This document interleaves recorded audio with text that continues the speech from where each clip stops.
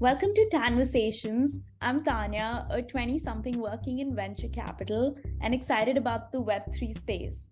In this podcast, I'm going to be diving into the biggest questions that I have, mostly about work, but also about life and everything in between, by turning to my elders that include venture capitalists, experts, entrepreneurs, writers, philosophers, activists, and even 26-year-olds.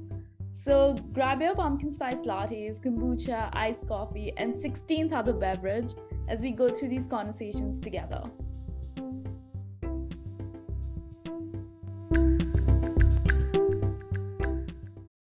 My guest for today is Anna Milani. Anna is the CEO and founder of Sparked Fitness, a brain and body fitness center. She has 20 years of experience in the health and fitness industry and started her journey in this space when she lost her grandfather to Alzheimer's. In this episode, we talk about her journey, what training Spark provides, and why it's important for people with high pressure jobs like crypto traders, crypto founders to actually train their body and their mind. So, really great to have you on, Anna. Thank you so much for coming onto the podcast. Thank you. Hi, Tanya. Good to see you. Yeah. Let's start off with introductions. So I'd love to get to know you a little bit better and also understand more about your journey, why you started Spark Fitness. Yeah. Sure, yes. I'm originally Finnish Italian, Finland and Italy. I've been living in Singapore for the past 10 years. Prior to that, I was in London for another 12 years. I did my degree in contemporary dance. I became a personal trainer. I managed few health and wellness clubs in London. And then I relocated to Singapore, where 3.5 years ago, I conceptualized Sparked. So Sparked was born from an evolution of everything I was doing in the fitness industry. So previously, I was training clients in sort of the normal kind of training, strength, cardiovascular, so on for health benefits. But then I discovered neuroscience, which got me very, very excited. So when I discovered how much exercise and movement impacts our brains, that really hooked on me. And that's how I developed Sparked. So the first brain body fitness gym concept in Singapore, Asia, to really combine physical and cognitive training to really help with real life benefits. Yeah, no, sounds really great. I'd actually love to kind of dive a little bit more into, what does brain and body fitness training actually mean? What does it, comprise of? What are the metrics and things that you look at? Sure. Yes. So our brain and bodies are obviously so interconnected, right? Subconsciously and consciously. So our brain controls our actions, but vice versa. Exercise and movement and our action also has an impact on our brain. So our neuromuscular system does exactly that. But when we exercise, apart from having benefits on our neuromuscular system, we also have benefits on our cognition. And this is what most people are not aware of. So when we talk about cognition, we talk about four domains: memory, attention, processing speed, visual spatial skills. And this is exactly what happens when you train with us. Okay, that sounds really cool. So, what I really want to understand is, say when you go to a gym and you're trying to do like personal training. So, a lot of times before you start, the trainers would, maybe do like a quick little fitness test for you, then set goals in terms of, by a certain time frame, you have to hit this much body fat percentage and things like that.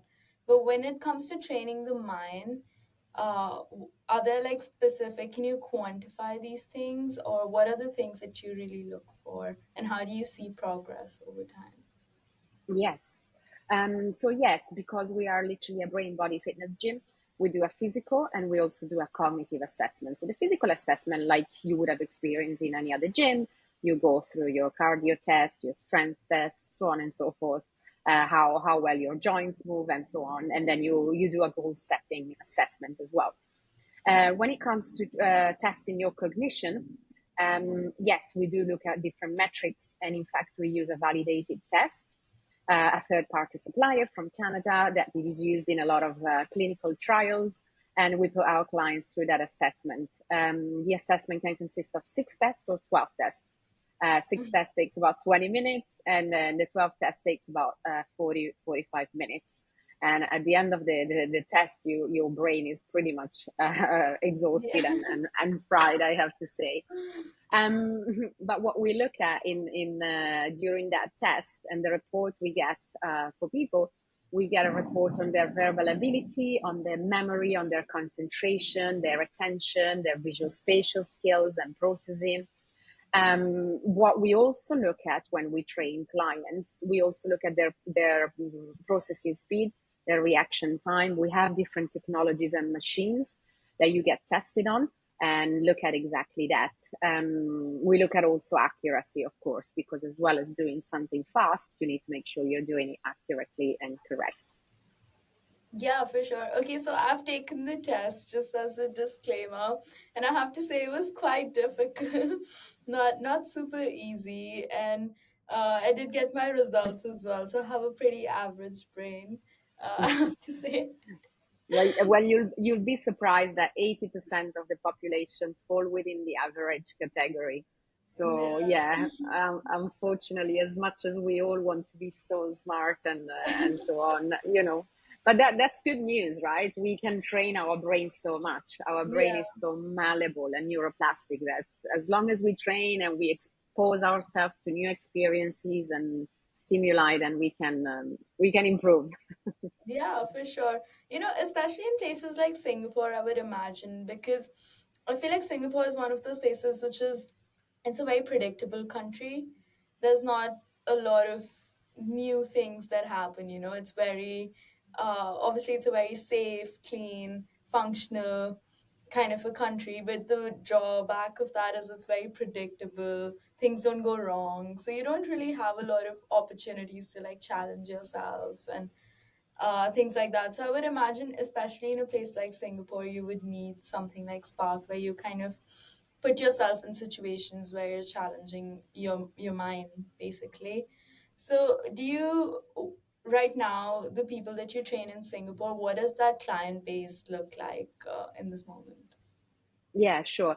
Yeah, I want to start by saying that we are based in the financial district in Singapore. The area is called CBD.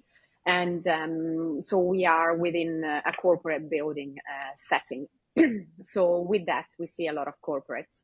The age group varies quite a bit, and that to me isn't and it is surprising in the sense that most gym typically would have a specific target customer, people from 25 to 35 or whatever their target segment is. But we are lucky in that sense because we actually see a slightly wider range of people.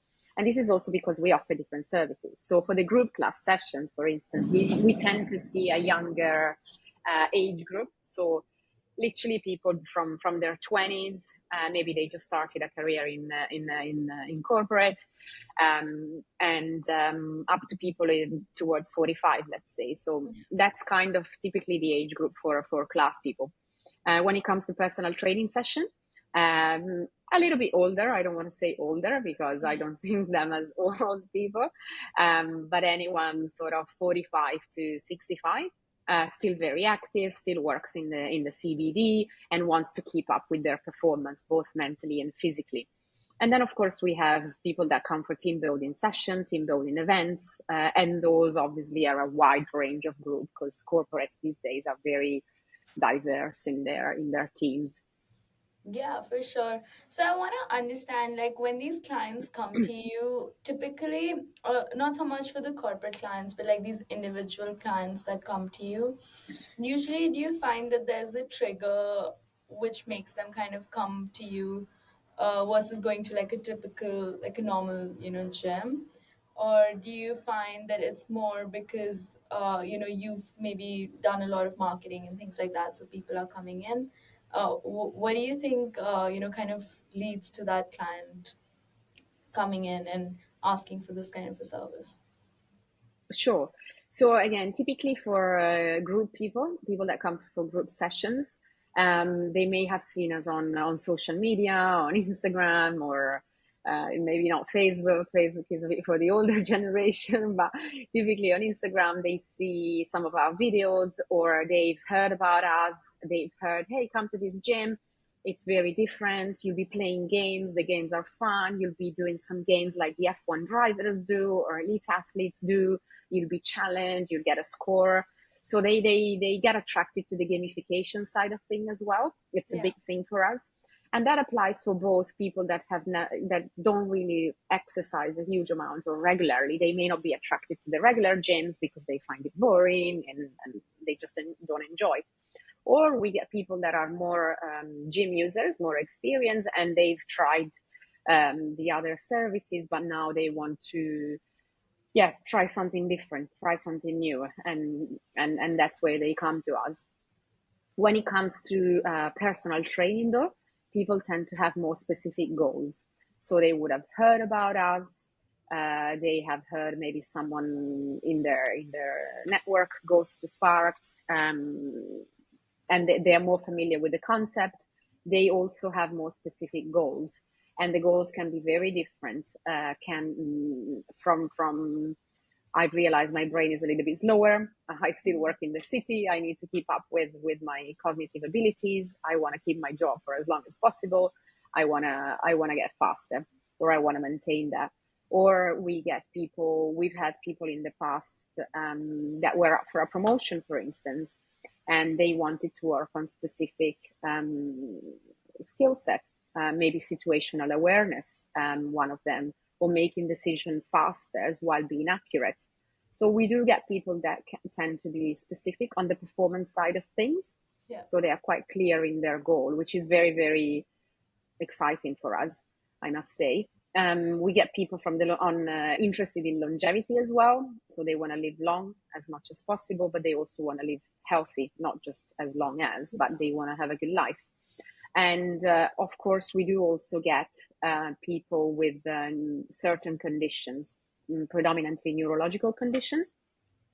Um, they may have had a stroke, they may have MS, they may have a mild cognitive impairment, vestibular issues, post cancer, and so on and so forth. So, yeah, we get a variety of customers, which makes our job very, very interesting, I have to say. Yeah. Yeah, for sure. I'd actually love to know maybe like some client stories if you could share, when they came in, what were they looking for, how they went through the whole process and what was the end result, or even like their progress when they started seeing the progress. What did it Mhm. actually look like when they're applying these skills to real life? Sure. Yes. So, like you mentioned just previously, we did have a specific client that came to us because was up for a promotion, Yeah. but his boss had told him that he had to work on certain skills, and so he was quite specific on the things he wanted to work on. So we were very clear on the goals. As we worked along, obviously he got fitter, and as a result of that, he was also feeling better, and ultimately he got promoted, which is obviously very good. Yeah, But a for lot, sure. yeah, but along the way, he really, yeah, he came a long way because he went further than what he expected he was going to gain, really. So it was a good transformation. From a lot of the people that we see most results with are obviously the people with certain conditions, I must say. Yeah. Um, People that come post stroke, for instance, when you see them progressing, that's very, very exciting.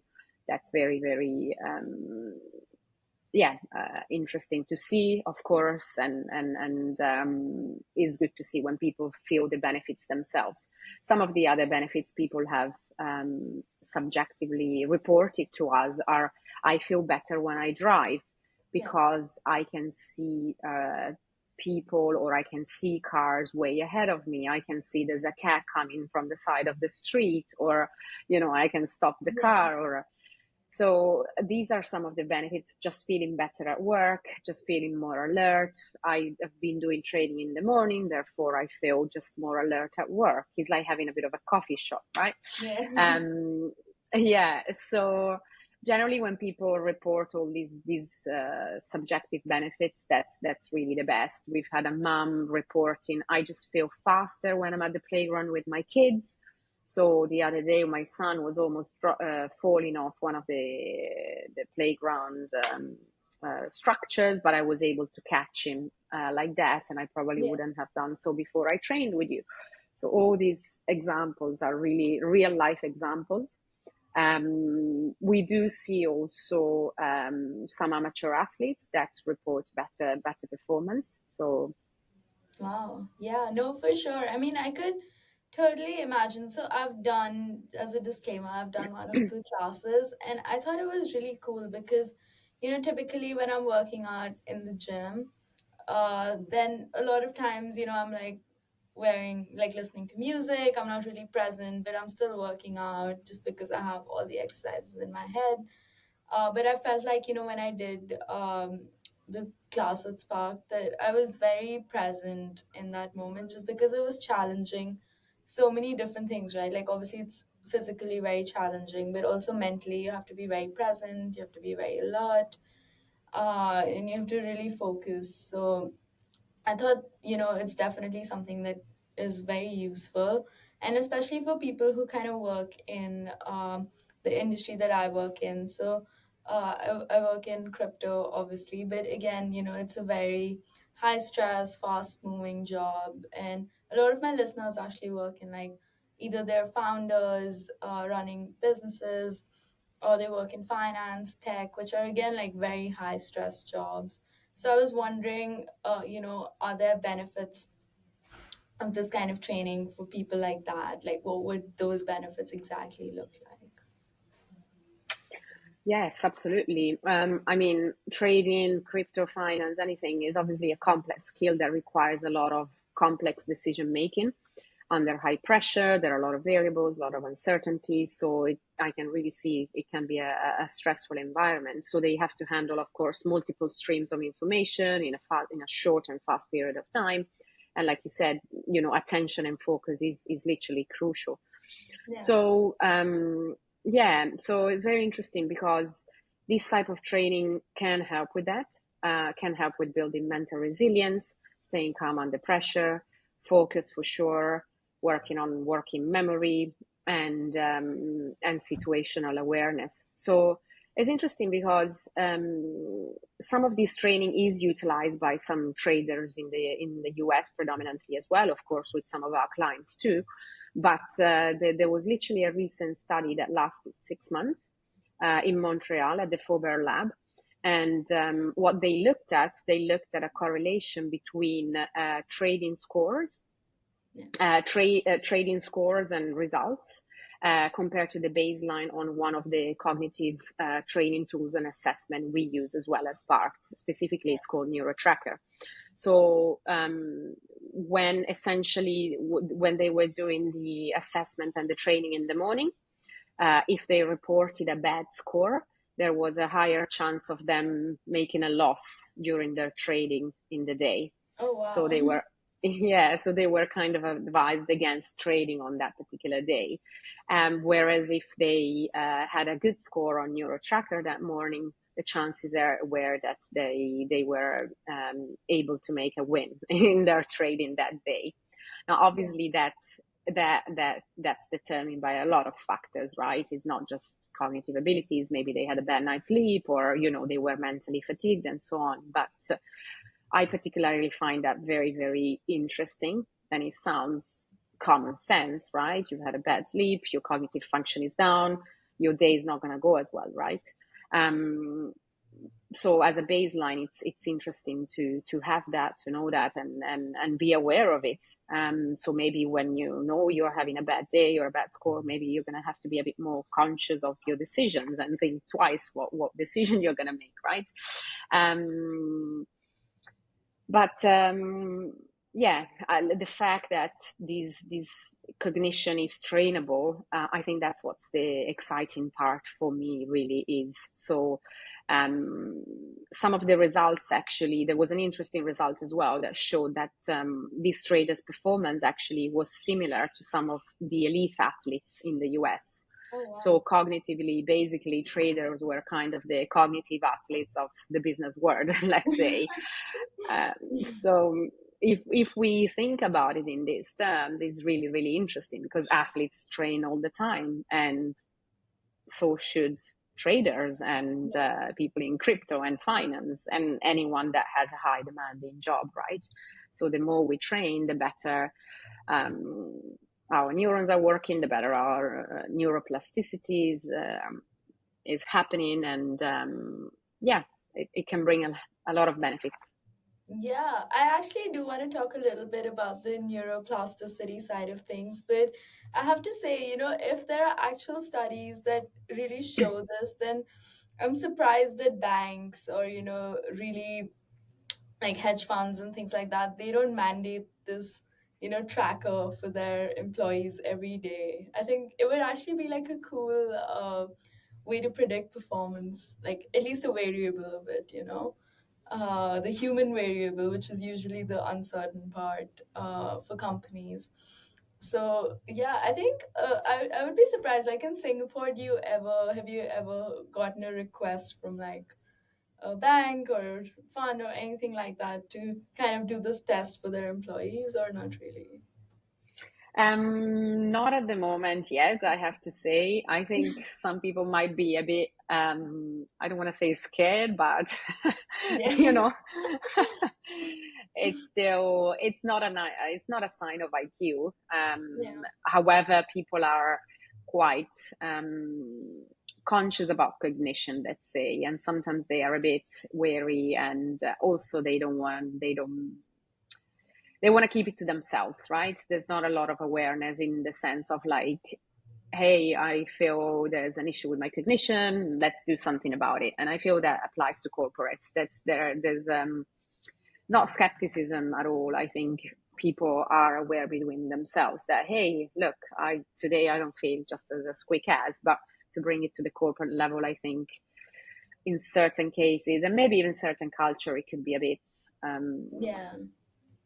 sensitive, let's say. But I'm hopeful that things will change and people would just be more open and aware to that, and really to the fact that no matter what cognition you have at this point in time, it can get better as Yeah. long as you do something about it. Yeah. So actually, that's what I wanted to talk about a little bit as well. So like the whole concept of neuroplasticity, because I feel like a lot of people don't know this, but actually, like your brain is always developing until you're like 26, 27, or I think something around that age. Like it develops really fast, and then it kind of slows down, right? But there's a way to continue making sure that it develops, and that's neuroplasticity, if I'm right. I don't know. uh, but Yeah. I wanted to understand, for people who are, say, past that age, that 27, 28, or actually even people who are, like, say, around my age, I'm 24. So are there ways to kind of develop that neuroplasticity? Say, of course, they come to your gym and you have all these equipments and things like that. But for people who are not able to have access to a gym like that, or maybe are in places where it's not available, are there other exercises that people can do on a daily basis that would really help them develop that? Yes, yes, yes, absolutely. So, yes, so neuroplasticity is really the ability of your brain to rewire and rebuild itself so that it can keep up with its strength, basically. So, neurons and connections can be as strong as possible. One of the signs of aging is actually the less ability of dual tasking. So, basically, doing two things at once: a physical task and a cognitive task. An example: walking and talking. When you walk with elderly people or people that are starting to age, both physically and mentally, you may notice that when you ask them a question, they slow down or they stop. They look at you, they answer the question, and then they keep walking. Right? Yeah. So if you have noticed that with your grandparents or someone elderly, you know that they are aging essentially. So this is what happens when we turn 30, like you said, that ability starts to slow down. So in order to counteract that, we need to do exactly that. We need to do dual task training. So dual task training, doing a physical and a cognitive task, which is exactly what we do at the gym at Spark. So we are lucky to have plenty of technologies to play around with, whereby you may be doing a squat, a lunge, a push-up, running back and forth, jogging on the spot while you're doing memory games, maths, spelling, visual games, tracking game, so on and so forth. So essentially, people that are lucky to come to Spark, they'll have the experience here Yeah. and there. But if you don't have a Spark next to you, then what are the best things you can do? You can try and mimic that dual task component. So you can be walking on a treadmill while you're trying to do certain maths, or you're trying to do memory games. So you can try and find ways to challenge your brain as you're doing a physical task. Maybe if you're swimming, you can do some sort of activities or games in your head. I Yeah. know they may not be as simple to do as coming to a class that is already prepped for you, but these are some of the ways that you can challenge yourself. Of course, there are other ways as well, and I'm not just limiting the experience to dual task or cognitive motor training. There are other things that you can do to learn new things, to step out of your comfort zone. I mean, there are a lot of research and studies that suggest that if you learn a new instrument, for instance, or you learn a new language, or you learn how to cook a new dish, or you challenge yourself in different ways. So it's always doing something new, kind of stepping out of our own habits. Most people live a very habitual life. We wake up Yeah. in the morning, we get our public transport, or we get into our cars, we go to work, we go for lunch, we go to work again, and then we go home. And that's kind of pretty much how our days are run. And we do the same thing over and over. But just without having to, go and climb Mount Nepal or Kilimanjaro, or doing something that is really extreme, we can find ways within our day of changing that way. Maybe change the route you use to go to work, maybe instead of, so just kind of adding different stimuli to our everyday life, changing things a little bit, spicing things up a bit as well. I think these are some of the practicals and easy way that we can implement into our lives. Really Yeah. kind of bringing more cognitive flexibility to our brain and our life. Yeah, for sure. I mean, definitely, I think I'm guilty of, once you kind of get stuck in a routine, it's just easy. You don't really have to think too much. And, you're always like rushing from home to work, work to like food, food to like home. And so you don't really get a lot of time to think and things like that. But so we're almost coming to the end of the episode, but my last question to you is so, well, we're almost at the end of the year, but for 2024, what are you kind of excited about, professionally, and what is happening? What's new for Sparked? Do you have any updates? Sure. Yes, very excited about we're bringing a small center to Bangkok. Oh, Uh, yes, in February 2024, we're bringing a new center within a high-end luxury senior living facility in Bangkok. So we're very, very excited about that. We're talking to different partners in different parts of the world. People are very interested in the training we do, in our concept. So we're talking to different companies about really some expansion plans, very interesting within Asia, but also in Europe and maybe in the US. So very, very early days, but yeah, very, very exciting. On a personal level, wow, keeping fit in mind and body, I guess, it's yeah. really something I need to strive myself all the time, because it's not easy. Our lives do get busy, and really keeping that balance, it's very, very helpful. Yeah, sounds great. Thank you so much for coming on. It was so great to have you. And yeah, really appreciate it. Thank you, Tanya.